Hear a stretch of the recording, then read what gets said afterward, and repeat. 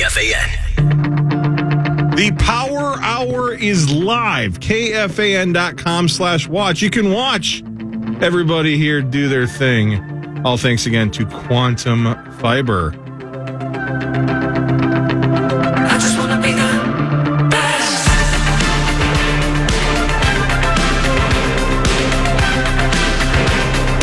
I just want to be the best. All right, welcome back to the Power Trip Morning Show. Again, the Wild last night won 6-3, but more importantly, Ben Lieber, about a week or so after you did Let's Play Hockey, nobody did it last night. Oh, and so Zach was at the game. So it's not an every game bit? Oh, no, it is. It is. It is. Oh, and they just didn't do it last night? I couldn't find anybody. Well, I mean, it sounds like they may have had a last-second cancellation. Yeah. But that happens, right? You got to have Plan B, Plan C, Plan D, Plan E. Plan Z. And if Plan Z is Zach Halverson in the press box, I think they quickly scanned the press box and said, I guess we're going with no one. Tough choice. Zach, I don't think it's sitting well with Zach that he got picked. No, it's fine. I get it. Zach, But it's he had going to no happen. one. I get it. It's fine. It's I'm gonna not. happen. I don't think it. Well, clearly it's not, but it's fine. It's going to happen. I have faith. It's going to happen. I'm not saying it's going to happen soon. Well, Zach, It's what gonna option, happen. though, would have been better?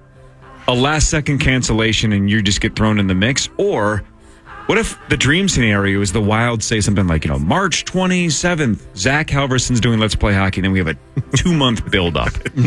And the Power Trip blows it up. 2-month build-up. I doubt they would use their official channels. Be like, Zach Halverson, come No, down. we are their official channel. We can promote it for 2 months if they give us a heads up. If they just had said, hey, so-and-so canceled at the last second, you're here in the press box, you want to do it? Then we don't get to promote it. Nobody cares that you do it. That's I mean, I guess, That's buying low. It would have sucked if I did it and, my parents didn't get to be there. exactly. My friends, and, because my friends, I think, would like to maybe go. But what's the opposite? What if last night was your only chance and they still didn't ask? That's what I'm worried about. But that's fine. be. It's good. Like I said, not everything happens for a reason, but a lot of stuff does. So, Zach, you know what? I'll make a couple calls. I'll make this happen for you. I know some people that know some people. man, Max. it's so good knowing Max. It's He's very connected. Hey, Zach. Zach, let me ask you this question because I had a couple of questions about this exact thing. Do most people, when they do the Let's Play Hockey, do they get a personalized jersey? yes, everybody does pretty much. Why, did you not? I did not. Oh, what? So I got hammered a little bit on social media because they're like, "Where's your jersey? How come you're not wearing Didn't your Wild gear?" Elizabeth get one? Well, she's done. This is like her third time doing Oh. it. So she just wore an older one. So makes sense. just to clarify, Elizabeth Reese has done it 3 times. Zach has Good for done it her. 0 times. That's awesome. She's And awesome. last night they let no one do it. As I said last week, you guys do a great show, and you more than deserve it. Everybody watches you. Every female in the world, and Corey. And me. And Corey. I No. like to support my friends, Yeah, especially thank when you. Marnie and Ben. I love Elizabeth too, but when Marnie and Ben were doing it together, I'm like, I got to see this. They're both power trippers. I'm watching. I'm supporting it. Mm-hmm. I'll watch them try wine from Haskell's. Yeah, champagne. Yeah, you're right. I think Marnie was trying to get drunk before the Wolves game last week. Yeah. She was doing a pretty good job. Classic Marnie. Oh, you Classic should, Marnie. you should Showing have up seen drunk her. to work. She's such a lush. Yeah, in between segments during commercial breaks, she was basically Hammered just it. brown bagging it. That sounds like tipping the whole bottle. she back. wants to do the mall crawl on a Wolves game day so that she just Yep. shows up floating the Target Center. Yeah, you guys were doing wine tasting, and Marnes brought some Hennessy. Yeah. Love it. Well, and again, Marnie also has not done Let's Play Hockey. That's egregious. I mean, we have to make that happen. Yeah, we gotta make she that happen. She has to do it before Zach. Yeah. I mean, I think Zach deserves to do it, but the line has to be somewhat logical. She has to be in line ahead of you. Yeah, I mean, Right. she's done I mean, come on. 15 hockey days in a row. She froze her ass off up in Bemidji. She's a Midwest icon. So, and yeah, all of her other, Everybody loves her. accolades. Universally loved. Would you say you're universally loved? No. That's fine, though. I don't want to be universally I mean, at loved. least Exactly. It's not fun to be galaxies, universally loved. Haters, it's a good thing to have haters, I think. I saw a quote somewhere about that. That's deep. Sauce's Twitter bio is very deep. Man, some of his tweets in the last couple of days, I wish he was here so I could do the "Will you stand by this" bit. I'm gonna maybe do it tomorrow when he's back. But I can't wait. Jesus, Yeah, he's when he gets time off, and he's just, spends a lot of time watching sports and tweeting. So not unlike when he's working. No, but he's got a little more of a fire in him, and he wants everybody else fired. Benjamin, 21 hours ago. Let's see if Sauce would have stood by this. 21 hours ago, ESPN tweeted that Sean Payton has informed the Broncos that Russell Wilson will be the backup, and they're benching him for Jarrett Stidham. And Sauce tweeted that Denver is another spot for Kirk. Well, that's the George Payton angle. I'll stand by you. I'll stand by you. Do you think if they give him fair market value that Kirk will come back, or do you think he is going to use Denver and Atlanta or Vegas as leverage to just max this thing out? I get this. I get the feeling that he's at a time in his life where he wants to win a Super Bowl. He wants to get as close to winning a Super Bowl, and I think he has the best chance here than he does some other places that desperately need a quarterback. So I think that he'd be willing to take a fair market value, probably 2-year contract, and just see what happens. Here's the thing that I don't know if you guys understand. I don't understand Russell Wilson's contract with the Broncos. So how much money do they owe him? So they said something like so if he doesn't pass his physical, then another $37 million in guarantees get triggered. The 5-year, $242.6 million extension kicks in next year. But I think what they're worried about more specifically is if he gets hurt in these last 2 games, then they are guaranteeing him another $37 million of that $242. So really, all they're saving is the $37 million. They're still on the hook for the rest. Whatever's guaranteed, of course. Yeah, whatever's guaranteed. And in dead money is $85 million over the next 2 seasons. God. So you really have to hate him to get rid of him because you're going to be. This is a Parisi Suter situation where you're going to be in cap hell because you want to get Russ out the door. That's the other caveat to this whole thing. If you're going to go out and sign, you want to go out and sign Kirk Cousins. I don't think you can afford it. Not with that much dead money. Even if he wants to give a fair market value price, you can't afford it when you've got that much dead cap. Hey, Ben. Hey, Zach. When you are in those situations as a player, how much does the talent around you? I mean, I feel like I'm getting sort of excited about next season because there's so much talent that I felt like we were just missing one piece, which was Kirk. I mean, that's got to play into it. Like, he's got to deeply consider coming back just for that alone. I know he wants money, but he's got more than enough, right? I mean, at some point you want to go for a Super Bowl. You would think that he's got more than enough. And that's why I'm leaning towards him. I just get this feeling that for everything that you just laid out, Zach, he's going to have a dynamic offense. JJ's going to be back. This offensive line is a top 10 pass blocking offensive line. He's getting the offensive line that he's always wanted. The run game obviously still is, there's much to be desired there to take a little bit of pressure off of him, but I have full confidence they're going to find, an answer this offseason for the run game. But you've got a head coach that has really let him thrive and be himself, take over the team, have complete ownership over the team. And look what the team has done. It is 1,000% responded to his personality, his leadership, the way that he lives his life, the way that he runs that locker room. I don't think that you're going to get that immediate buy-in from any other team out there because you just have to build up that relationship. He's already got that relationship built in. And look, if Brian Flores does come back for a second season, I know that there's going to be some other pieces, but now you get another year with him influencing how you attack free agency in the draft, and you get his type of players for basically 2 years in a row. I think this team automatically becomes a contender. Is there? Sorry, go ahead. I was just going to say, is there another team talent-wise that needs a quarterback that you would think is a similar or better position for Kirk? I mean, Atlanta has always been floated because of his connections to Georgia. They have a lot of young talent offensively. They have a running back that is a dual threat that that should be, I think, in a better situation, should be a Saquon Barkley type of star. And you've got a defense that I think has a lot of talent as well. What about Vegas with Jacobs and Devontae Adams? I don't see him in Vegas. I don't either. He doesn't seem like a Vegas guy. He doesn't seem like a Vegas guy. No. But you never know. You never know. I think Atlanta right now is probably the front runner.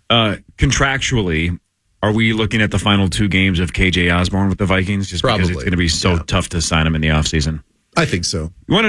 This is another thing that I heard a name a couple days ago, and I had one of those moments where I'm like, man, time is weird. It's not linear, apparently, because doesn't it seem like Marcus Davenport played for this team 6 years ago? Yep. Isn't that crazy? It's crazy. That was this year. Mm-hmm. And because he's been gone for so long, I forgot he was on the team. Yeah. Do we have any idea what has happened to him the last handful of weeks? Like, is he behind schedule? Did they think he was going to come back this year? Are they just mentally said, like, we're just tired of you not being ready to go, so you're just not even on our radar? What is the deal with Davenport? I have no idea, because it seems like the media has stopped asking, and it doesn't seem like they're offering any sort of insight on whether or not he's coming back, whether he wants to come back, whether they want him to come back. So he was on IR, I think, in the middle of October, right? But is that the last we heard of him? Like, that's a 4-week thing, right? 4-week minimum? Well, I think that wasn't he on the longer designated IR, because he had that, what is it, the tightrope surgery on his ankle, because he had a severe high ankle sprain, which is a legit injury. I mean, I'm not taking that away from him. That is a legit injury. That is a painful sucker. And he had to have surgery. That's not easy to come back from during the season. And at this point, why come back? Yeah. If I'm him and I'm his agent, why come back? I mean, it looks like they desperately need you now that Wanham's not there. But why would you rush back a high ankle sprain surgery for the next 2 games of the season? I don't. Yeah. It's not going to change. It's not going to change other suitors for him in the offseason that he played the final 2 games. No, because he's still going to be tagged as an injury-prone person that's hard to get back on the field because he doesn't seem to have a lot of motivation to get back on the field. Exactly. Right, that's not going to change even if he gets back. No. Totally true. All right, let's do headlines when we come back. We can still technically do Fan 5 because there's a bunch of sports that we haven't discussed yet as well. More with Ben Lieber and the Power Trip Morning Show after this on The Fan. And The Fan.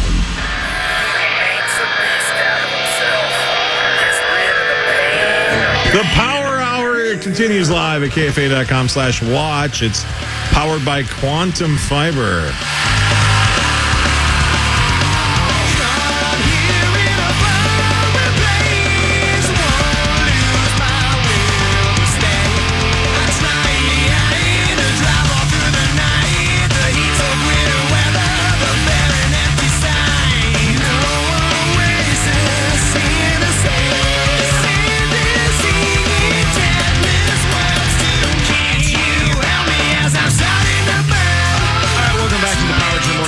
Commercial free the rest of the way.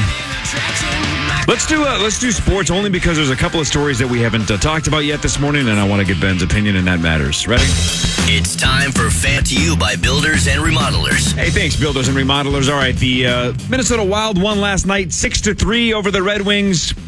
Just a flurry in the third period. They scored 4 goals in the third, including 3 goals in just over 2 minutes by Hartman, Foligno, and Johansson.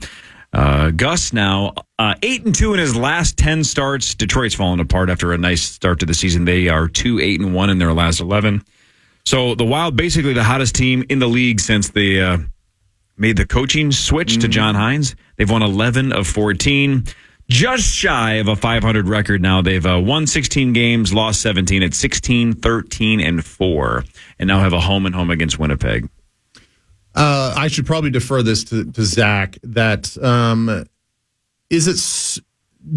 the NHL sort of work a little bit like I don't know, like Major League Baseball, where like if you're just above 500, you're probably in, or something like that. Like, or do you have to be significantly above 500 to be a playoff team? It's a little bit more complicated because of the point system. You get 2 points for a win, 1 point for overtime, shootout loss. So it's a little bit more complicated. It's more difficult to pull away It really sucks. Like if you're battling for a playoff spot and you go to overtime with somebody you're battling with, and it turns into a 3-point game, or even worse, where you're battling with two other teams and they're playing each other, and they go to and that's why when we were talking about like overtime games, guilt-free overtime games against like the East Coast teams, because we've had so much overtime this year already with the Wild. It's nice when it's against teams that you're not going to get points, free points to. But this is just like I said back in the spring with the Stanley Cup playoffs when Boston, who's one of the best, if not the best, regular season teams in the history of the league last year, gets bounced in the first round, and it's like. This year, it's like everybody, all these guys from Boldy to Kaprizov, Marcus Johansson, who were cold through the first part of the season. And then they changed the coach, and all of a sudden everybody's just lighting the lamp. It's I don't know. They don't pay Mark Parrish and the other folks at the NHL Network enough who analyze the NHL, because I don't know how you break all this down. What did John Hines do that Dean Nevison didn't? I don't get how that works, but it's cool to see as a fan. You mentioned, 7 of the last 8. They got a couple of games coming up that I would hope to get at least 2, if not all 4 points possible against the Jets. It's and they're going to get bizarre. Some guys back from injury, right? And that's another thing. Like Spurgeon's been out. Like Brodin will be out for unfortunately a while. Their top defensemen are out, but everybody. Brock Faber is incredible. He is so much fun. Everybody else is kind of stepping up. Middleton's been fun to watch lately, and again, everybody's just playing their part wonderfully. And Gustafsson had another good night last night, and Fleury's been great. So, it'd be nice to know what the secret sauce is behind a team that again struggled so mightily that had to fire their coach so early in the season, but now is on a trajectory for at least to get into the playoffs, if not more than that. So. Okay, so let me ask you this, because this is obviously going to change. The team's going to be different, but in a general sense, because we know what playoff hockey looks like, and I have heard, and at least I've picked up from listening to you guys talk, we haven't always been the most playoff-ready team. Like our style of play, we might be good enough in the regular season, we might have some talent, but once we get in the playoffs, because it's a different speed, different physicality, just a different game, we're not always built to play in the playoffs. Like, is this team, based on what you've seen the last 8 games, and then we get those guys back from injury, do you think this team is built more for the playoffs than they have been in the past? It's a lot of the same guys from last year are here this year, and then the biggest problem with the Wild is their top guys just stop showing up when it comes to playoff time for whatever reason. If it's the physicality, and that's I think they helped solve that a little bit with Pat Maroon. He's been doing a good job of sort of policing and protecting their star guys. That was the big issue last year, where Dallas just had free reign on and caused some injuries in the process. And so having a guy like Pat Maroon out there, Marcus Foligno has stepped up, and I should also mention that the leadership on this team, I think, is really been a big help in this run. Marcus Foligno is a vocal leader. I think they've been missing that. I love a guy like Jared Spurgeon. Love the lead by example guys too. But thank you for your honesty. They need somebody go in there and rattle the cages of these guys. And Marcus Foligno is apparently a really good guy on the bench and in the locker room. So as far as the playoff goes, hopefully they make it, and if they do, hopefully we see these guys actually continue to compete, and the stars come out, and Boldy and Kaprizov and the rest. Rossi's coming into his own this year too. He's playing. He almost had a highlight reel between the legs goal yesterday that he was robbed on. So he's doing well. Hartman comes back from injury, and he lights the lamp, has a great game. So it's I don't want to get too excited, because we know how it can go, but. Man, this could be a fun year if everything keeps going the way it is. How long are you going to talk? Home and home against Winnipeg, at Winnipeg Saturday, then Sunday home against Winnipeg, which means somebody Sunday will do Let's Play Hockey. Yeah. Wanted to bring that up. Ben. Yeah. The Packers suspended cornerback Jair Alexander. He will not play against the Minnesota Vikings on Sunday night. I mean, is this guy not one of the top 5 douchebags in all of professional sports? I can't stand You said it. It's unbelievable. He's crazy. But I don't know how I missed the whole debacle over the weekend, but obviously I've been reading about it the last 48 hours. It's hilarious. So if you don't know the Jair Alexander story, they're in Carolina, Packers and Panthers last weekend. I didn't know he was from Charlotte, but it sounds like Matt LaFleur didn't either, potentially. So this year, they are using a rotation of captains. They didn't have season-long captains elected. He was not chosen this week to be one of the captains, but he crashed the opening coin toss ceremony because he said he's from Charlotte. He thought he deserved to be there. So he crashes the coin toss. He calls tails.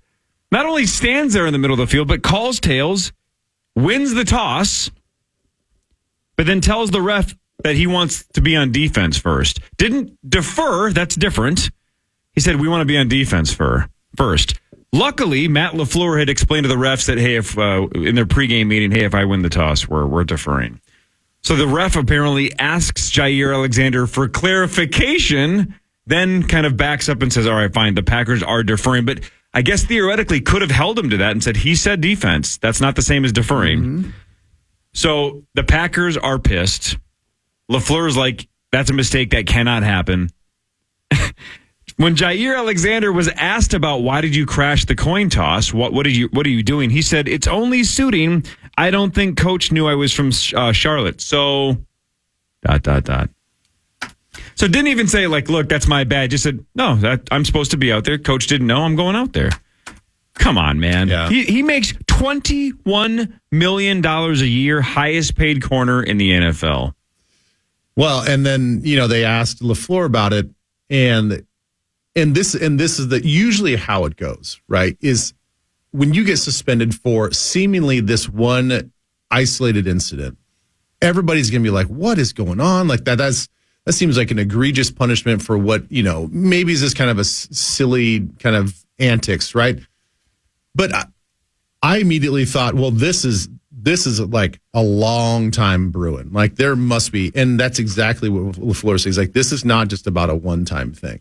In a sense, he's paraphrasing here. He's like, this isn't just an isolated incident. So I think he let it be known that what you saw in the interview, the douchiness and the lack of self-awareness that you see out of Jair is probably just an extension of what, I mean, if he's like that in front of the cameras, think about what he's like inside the locker room Yikes. And around the team. Like, I'm sure that they have had it up to here with his personality and all this other stuff, that this was just the final straw. So they suspend him for a game.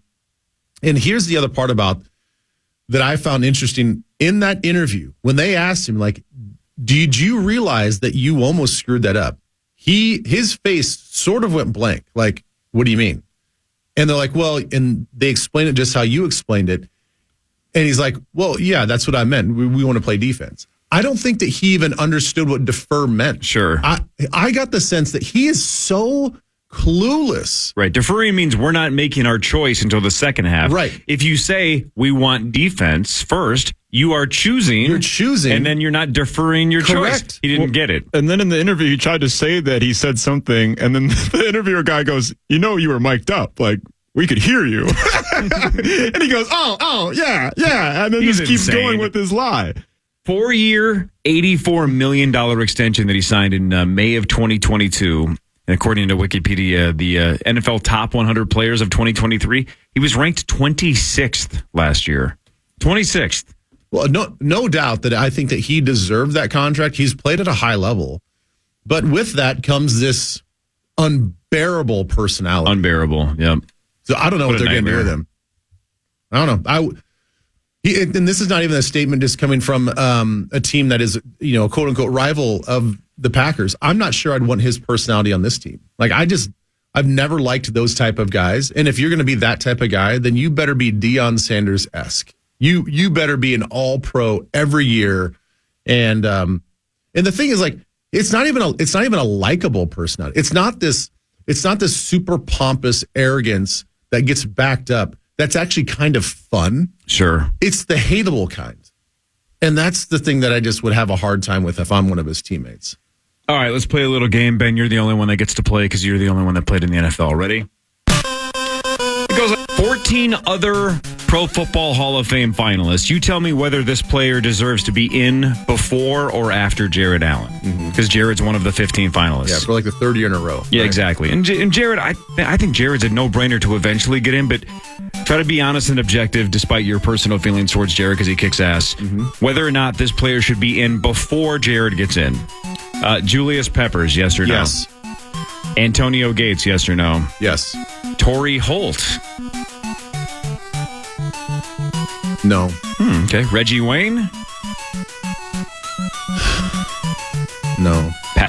Patrick Willis. I mean, I want to say yes because I'm biased to his play, outside of some of the stats and stuff. Yeah. He only played, 9 years? It was pretty short. It was pretty short. I don't know. I would say no. Peppers and Gates for sure. Andre Johnson, yes or no? Close. I'm kind of I'm in that same vein with yeah. All right, so far the no-brainers, though, you say Peppers and Gates. What about Dwight Freeney? Yes. All right, so there's 3. Willie Anderson. Don't know enough, honestly. Okay. Darren Woodson. Yes. Okay, there's 4. Devin Hester. Yes. There's 5. Eric Allen. No. No. Rodney Harrison. Yes. 6. Fred Taylor. I love Fred Taylor. No. And then Jari Evans. No. All right, so according to you, out of the other 14, there's 6 that are no-brainers, and then Jared's right there on the brink. So you think he's going to come up short this year, though? No, I think that he'll get in. And I do. You think he's one of the 5? I think that he knows that he was never going to be a first and second ballot type of guy, but I think that he's confident that he'll get in on the third or fourth try. I mean, this is going to be sort of the pinnacle, and then this is kind of a fork in the road. Look, I at one point in time I looked, I compared his stats. He was right there on par with DeMarcus Ware. If DeMarcus Ware's in, I don't know how you can keep Jared Allen out. And in some respects, he was actually better. So you look at a per game basis, a sack rate, and all this other stuff. Jared's right there, and Jared had the personality, and I know that's a reason why a lot of guys don't get in, is because they were the quiet guys that just went about their business. I still think Kevin Williams needs to be included in this list, but because he didn't self-promote, he wasn't about his brand, he just went out and did the work. He's often overlooked. Jared had all of that. He at one point in time he had the whole NFL sort of captivated with his sack dance and his roping and all this other stuff, and he was always a great soundbite.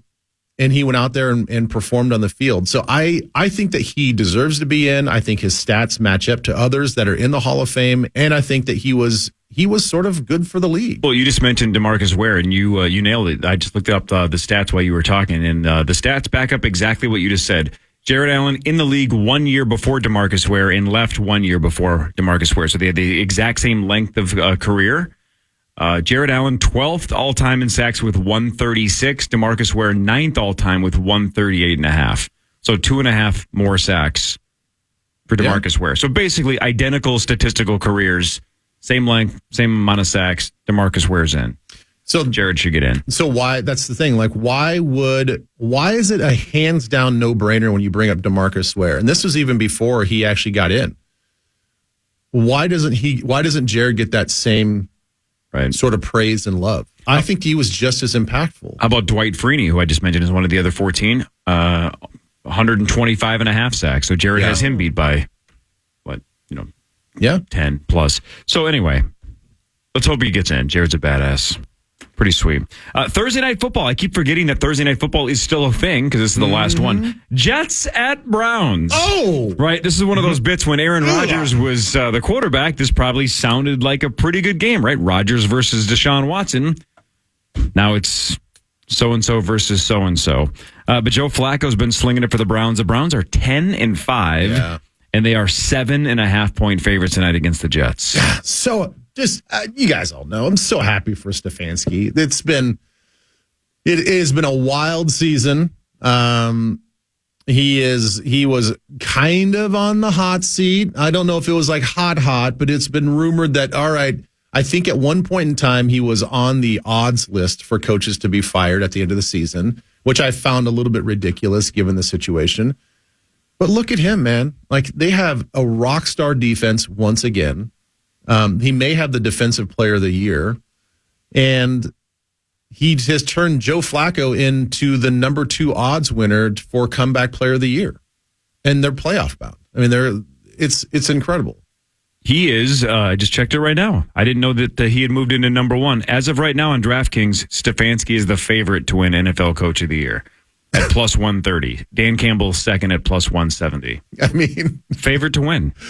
He went from being on the odds list of being fired at the end of the season about 8 weeks ago to now being the odds-on favorite to win Coach of the Year. Now, again, with 2 weeks to go, my guess is he doesn't end up winning it, though, because Mike McDaniel's third. He's had a crazy good year. Yeah. Campbell, he already won the division. I don't know how you can't give it to Dan Campbell this year, so I don't think Stefanski's going to win it. No, but the fact that he's in the conversation and he's the favorite with 2 weeks ago, that's pretty crazy. Look, Dan Campbell should win. He has taken this team to the first division championship in 30 years. How do you not give it to that guy? I think he will. I think he'll win it too. All right, Max, I'm going to let you decide. Oh. Because the 2 choices we have are, I would argue, 2 of your favorite things. Do you want to briefly talk about the Timberwolves and the fact that they take on Luka and Mark Cuban and the Dallas Mavericks tonight? Tempting.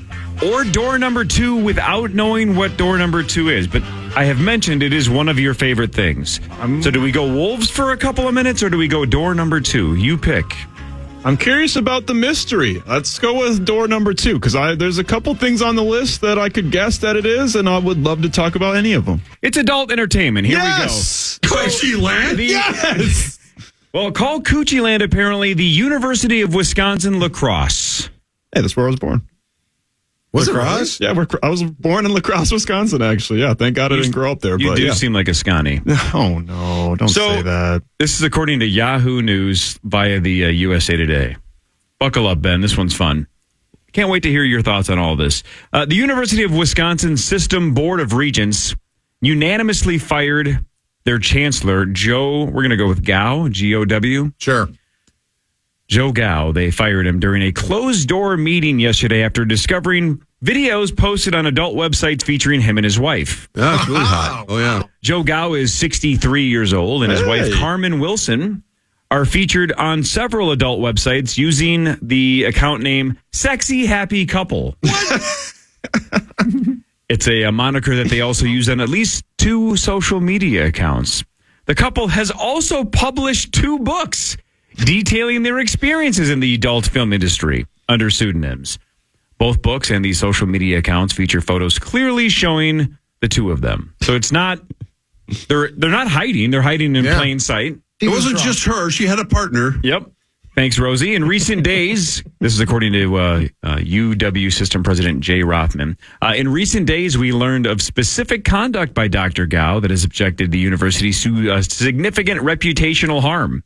His actions were abhorrent. It goes on to say, we are alarmed and disgusted by his actions, which were wholly and undeniably inconsistent with his role as chancellor. Joe Gow has told the Milwaukee Journal-Sentinel, part of the USA Today network, that his creation of books and videos exploring consensual adult sexuality falls within his right to free speech under the First Amendment. And watch that. I'm sure you would. I'm with you, Rose. He said he previously hid this part of his life, but made a recent decision to reverse course and be, quote, a little bit more open to these free speech issues. Hell yes.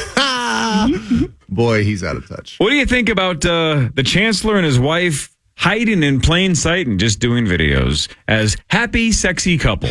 I'd rather see those 2 guys just go at it. Well, I think that he knows. He's not stupid.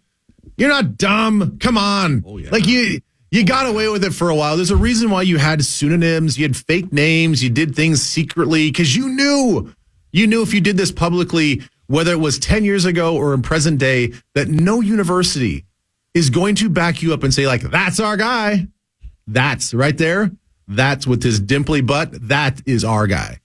So He knows. Wait a minute, it gets better. You can't have it both ways. It gets better. Or maybe you can. I didn't see this paragraph earlier. This is even better. The couple's account on X, formerly Twitter, hinted at one of their hobbies as well. Quote, the passionate plant-powered couple cooking, conversing, and shooting with top adult video stars. They also appear on a YouTube channel called Sexy Healthy Cooking, which shows 9 videos of this couple cooking various vegan dishes with adult film stars. Speaking of restaurants, I have to say a fond. Okay. I gotta look this guy. I gotta look this guy up. Joe Gow, G-O-W. It seems very positive. They're always sexy. They're always happy or healthy. They're vegans. Yeah. He's writing books. That, to me, the funniest part is that he was writing books about it. That's on the university. I get he was using a pseudonym, but you can't act all surprised and pearl clutching. The guy was writing books about it. I mean, he was hardly hiding. According to this story, this was not his first brush with controversy. He was in hot water 5 years ago when he invited adult film star Nina Hartley to speak on campus as part of a Free Speech Week event. He's just doing some networking. He's got a good arm. I love his business acumen, I guess. He's going for it. Boy, that's just checking him out right now. Yeah, he looks, I'm trying to, if you were starting a drama on HBO or AMC or FX. Sort of looks like a villain. Yeah, he definitely looks like a cult leader or a guy that would be monitored by the FBI. Or like a shady, like misogynistic boss. Yeah, or the kind of guy that would film sexy cooking videos with his adult film star wife. That's the kind of look, if you can't quickly Google him, that's the kind of look he's projecting. Looks like a vegan.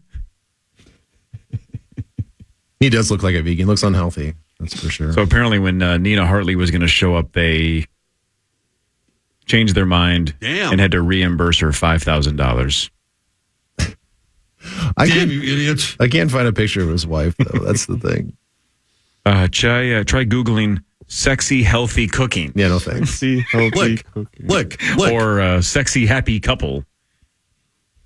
All right. Anyway, I guess the people in Wisconsin really, party. That's really a thing for people. And look, I know that you can't kink shame other people's kinks, right? Unless that's your kink. That's my favorite thing. I get it. But who wants to pay to watch naked people? I don't care if they're popular porn stars or not. Mm-hmm. Notable porn stars cooking vegan food in a kitchen naked. Like what do you? Yeah, at least put some ribs on that son of a bee. No, but I understand your point. For example, if I wanted to see a couple of very attractive people do what they do, I wouldn't be like, but could you have Raising Cane's while you do it and then play some cards? I'd be like, just get to it. Yeah, just get to the good stuff. I don't need to have all of my other hobbies mixed into that hobby. Just, right? Let's get the main course here. Why don't you play a couple hours of Zelda while you do it? I mean, who's got that much time? Right. Get back to the lot pie. of people.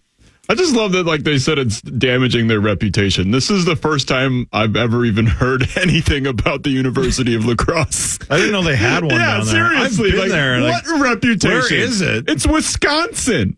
You should be happy that this guy's bringing some attention to your campus. Yeah, he's the chancellor, formerly the chancellor. And again, according to the photo on Yahoo, he looks like Chancellor Palpatine more than Chancellor of LaCrosse. And did you say in the story he's stepping down or did he get fired? They unanimously fired him. Oh, okay. Okay. My guess is massive lawsuit is coming, right? He's going to say this was my legal right to do this. And you can't say that I can't do this. I'm not saying he's going to win that lawsuit, but there's no way he goes quietly. Come on, Joe. Like, why you all that hard-earned porn money? Like, why waste on lawyers? You're going to lose. You're not going to get your money back. You're not going to get some sort of punitive award. Come on. My guess is they post some videos today titled "Sexy Disappointed Litigation Couple," and they call Mesh Besher and Spence or whoever else. Now you just go full ham. Now you just go wild on your OnlyFans or whatever. You have to. Because now you get this is the pub that pushes that OnlyFans to the stratosphere, right? Let's go. Yeah, now he can dress up in his chancellor outfit and do whatever he wants, and he can he can go with all of his like educational bits now. Yeah, he's got a bone just like right on the front lawn of campus now. I mean, oh yeah, why not? You're already fired. Not, right? Yeah, just Go go to all completion. out. Yeah. It does seem like all the OnlyFans accounts that go to the roof are the ones that are involved in public controversy, right? If you're a teacher doing it in the dark, you're probably making some money. But if you're a teacher that gets fired because it was found out that you were on OnlyFans, then you're in the news and everybody goes to your OnlyFans. The best thing that you can do is get fired if you're this guy. But Jay Gao should be thrilled that his name is being dropped on the Power Trip Morning Show for being... Is it Jay or Joe? What did I say? Yeah, Joe. You got it. Joe Gao. Well, I wonder, this is Gao. such a semi-frequent thing with teachers and nurses and all this stuff. I wonder if they're going to, maybe this is a dumb question, but I wonder if they're going to start putting like specific clauses about that kind of stuff. They're going to have to. in They're going to people's have to. contracts. Maybe a lot of places do this. Maybe just LaCrosse does not. Who knows? Or maybe it is in his agreement, and that's what the board is saying is, no, you're out. Good luck suing us. You know you're not going to win this. There's a clause that says you can't do things like this. You teach kids, even though it's college. You know what I'm saying? I don't know. Yeah. He says what... We're in a weird world we live in now, right? Because there's a lot of teachers out there, a lot of nurses out there that are doing these things on the side. Like the gal that came into the Power Trip. She's a former nurse and she's doing her thing down in Florida, whatever. But can you imagine just being a school board or whatever? Like you can't knowingly have teachers on the side doing this for a living as a side gig. You just can't. If you're looking for reading options, their 2018 book was called Married with Benefits. So what was his pseudonym? Did he say? I don't see there's. I obviously again their group pseudonym was just Happy Sexy Couple, but I haven't seen their individual names. Yeah. My guess is they're hilarious. Oh, they got to be hilarious. Yeah, we got to find those. Oh, boy. Can you imagine? Can't It's wait not to as find boring as Joe Gao, I can tell you that much. For sure. Ben, thanks for your time, man. Happy New Year. Again, we're off on Monday, of course. Yeah, okay, you guys are off on Monday. Yep, Yes. 100%. So we'll see you a week from today. Yeah, outstanding. Happy New Year, guys. Likewise. We're back tomorrow, 5:30 to 9. Hopefully Hawk feels better. Sauce is back from his cabin. We'll play initials at 8:15 with the jackpot up to $55,500. 9 to noon is next.